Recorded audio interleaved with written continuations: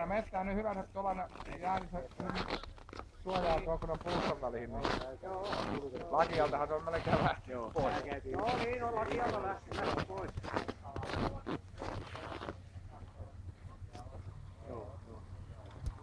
Tulee hyvä jonkun muussa.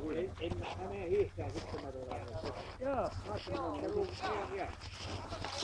Kyllä laki aika siirtää nyt.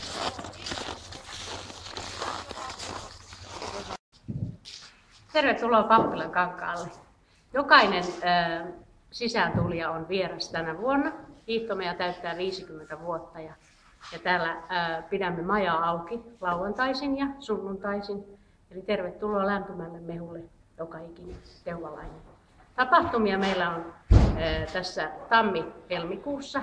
Että meillä on 8 eri tapahtumaa ja koko vuoden on auki valokuvanäyttely Pappilankankaan vuosista.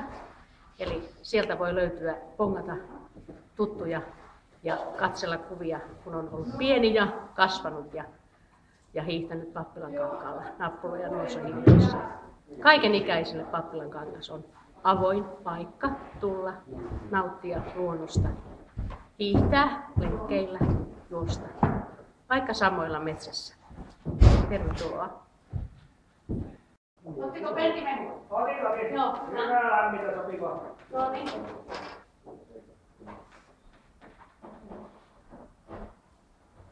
Kahviakin on tänä päivänä tarjolla, ei oteta hintaa ollenkaan.